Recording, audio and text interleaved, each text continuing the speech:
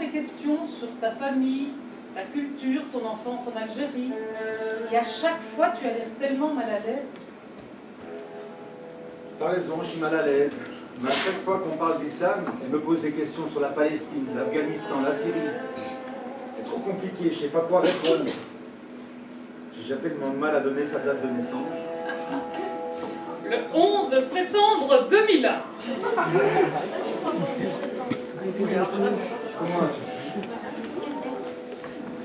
Tu sais le nombre de fois qu'elle-même a dû dire « Mais non, ce n'est pas une blague ». Réfléchis, Younes. Depuis qu'elle est petite, je lui apprends la chance qu'elle a de grandir entre deux cultures. Nous l'avons élevée ensemble. De quoi as-tu peur? J'ai peur pour elle, c'est tout. Alors parle-lui de toi, de tes inquiétudes. Mais n'oublie pas que son histoire est unique. Allez, laisse-moi terminer mes corrections. Et puis va rapporter ce foulard où tu l'as trouvé.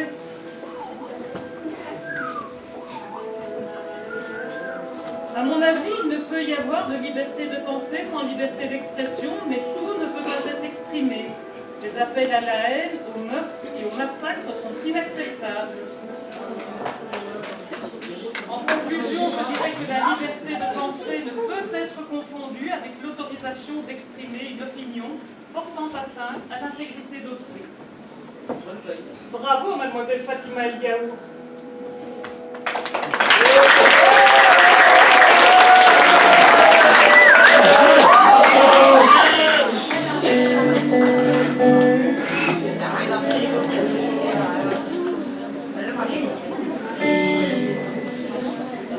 Je suis née à Bruxelles, maman est belge et mon papa est originaire du Proche. D'une communauté minoritaire.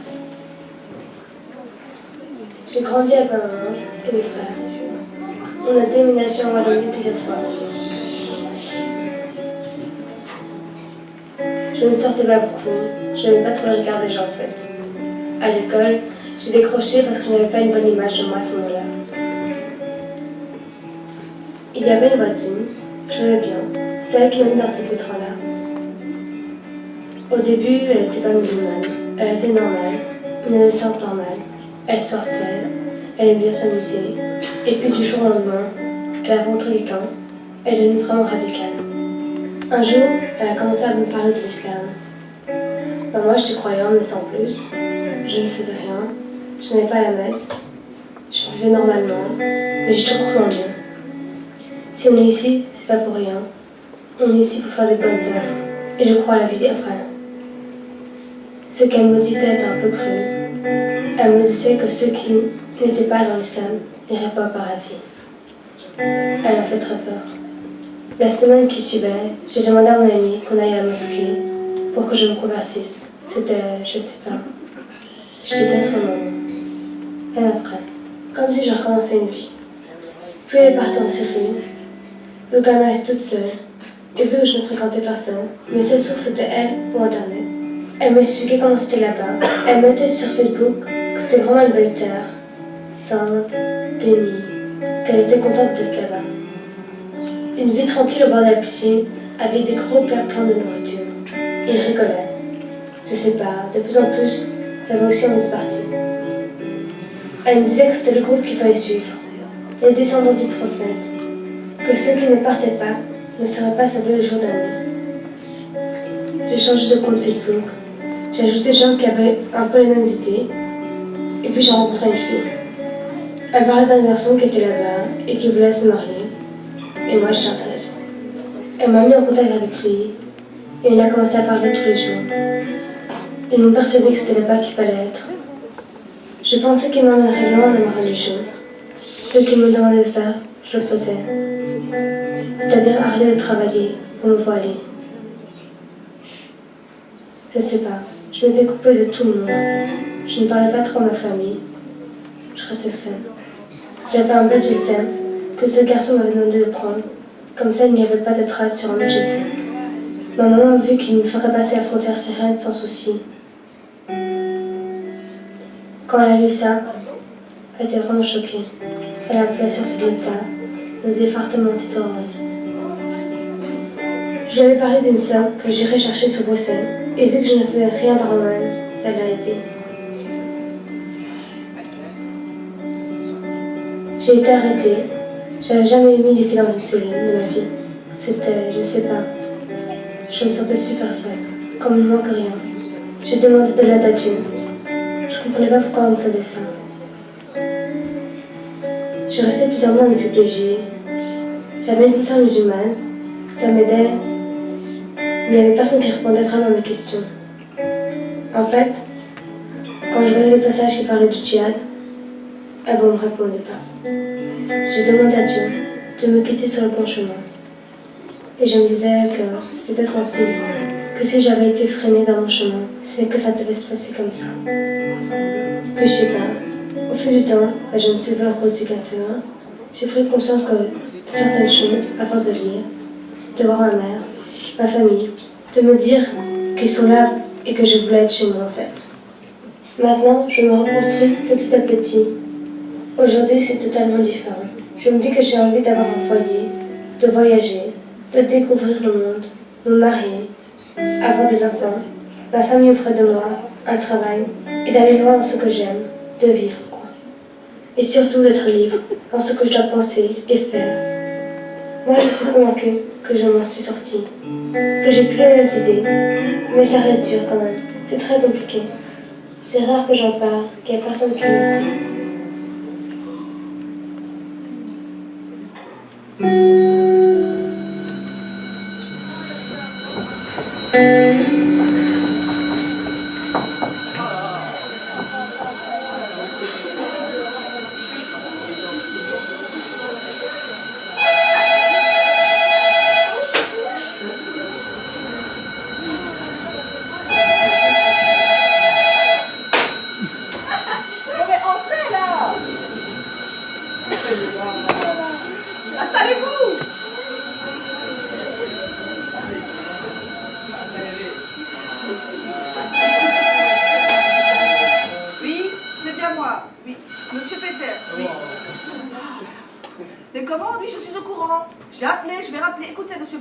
J'ai l'inspecteur de balle qui arrive ce matin et je suis en réunion. Oui, pas maintenant.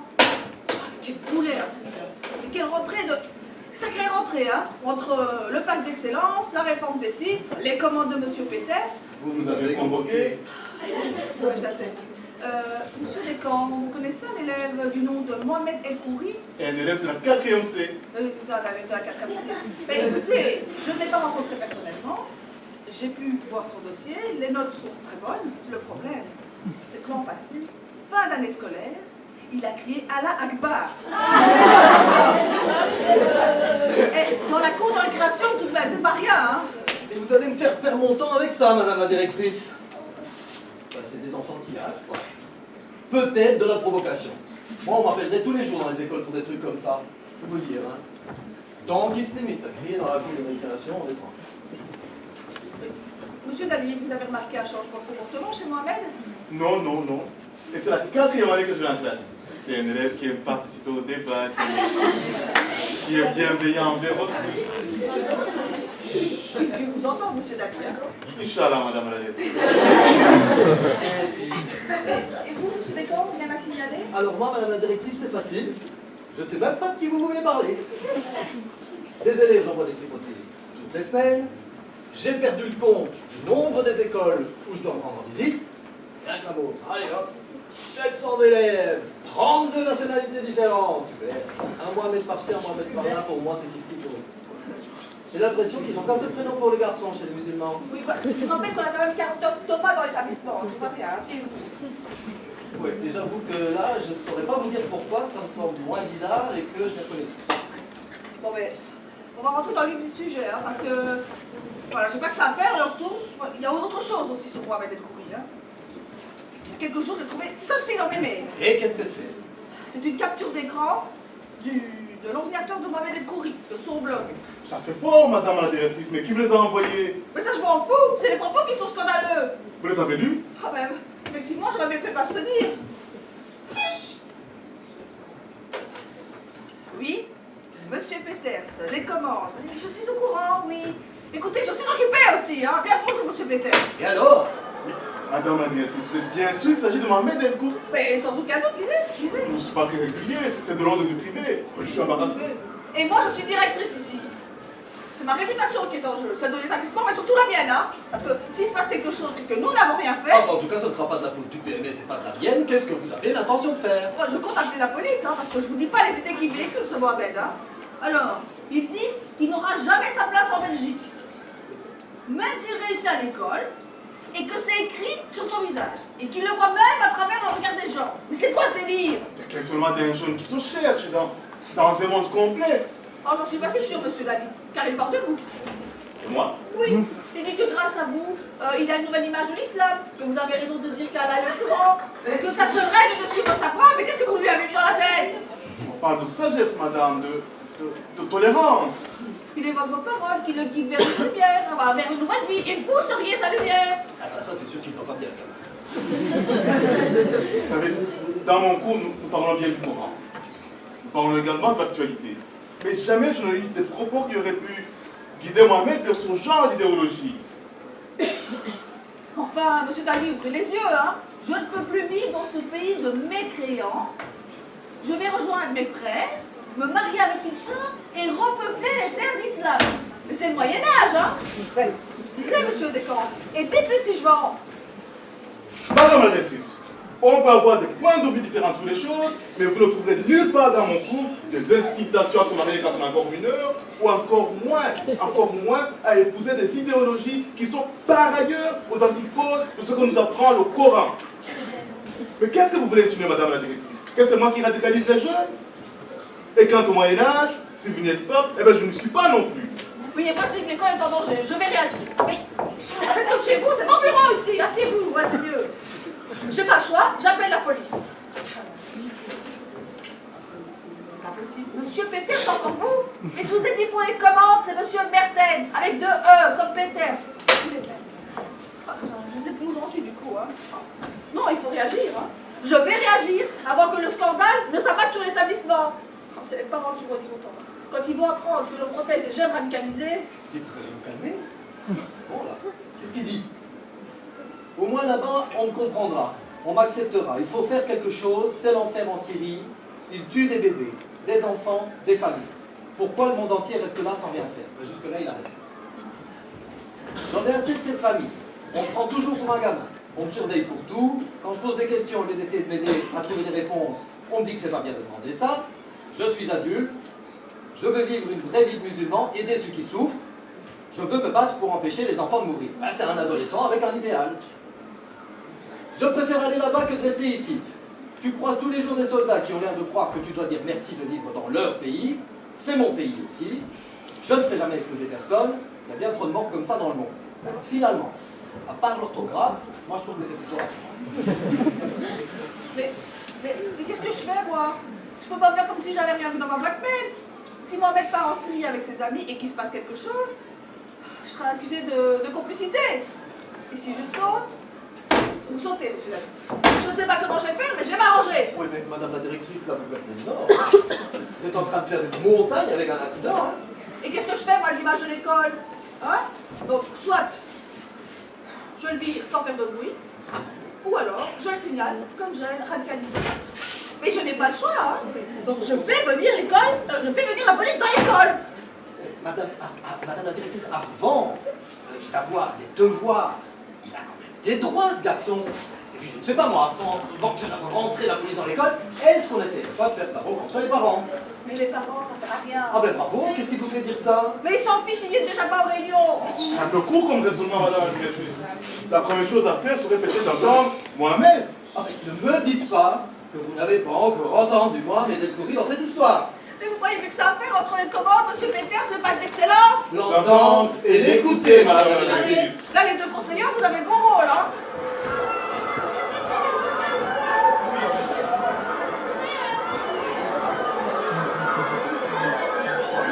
C'était le mois de Ramadan. Je me suis engagé à lire le Coran entièrement. On passait notre journée à la maison et en parallèle, j'étais connecté sur Facebook.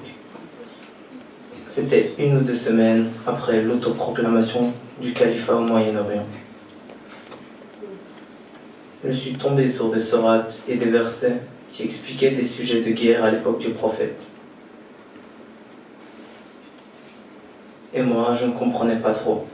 Enfin, ce n'est pas que je ne comprenais pas, mais je ne savais pas.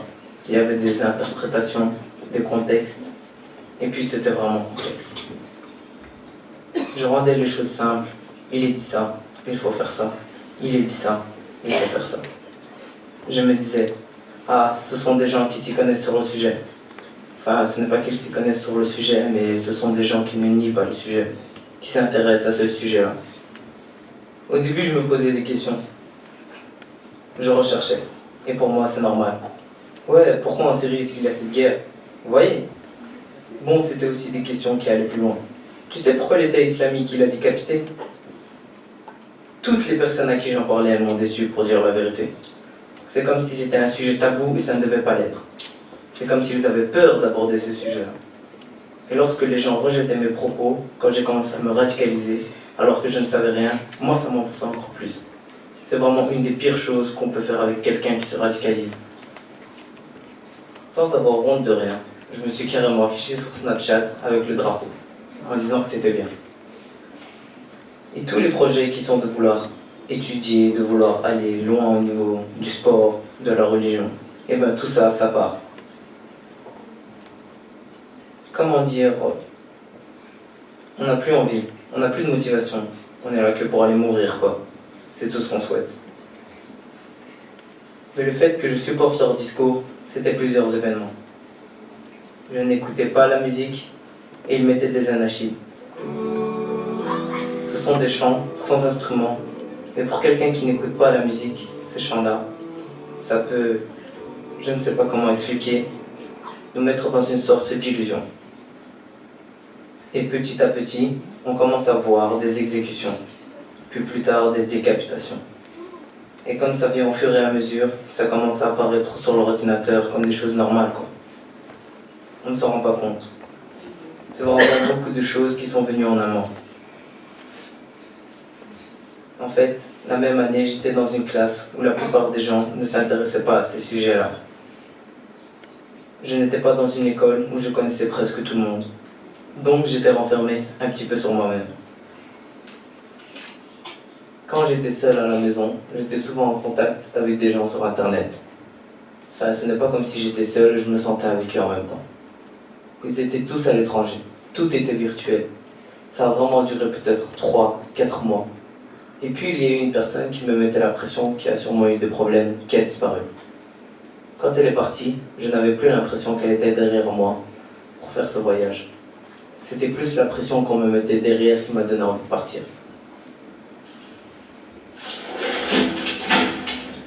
J'ai enlevé les j'aime des pages qui étaient pour cette organisation. J'ai supprimé tous les amis qui étaient pour.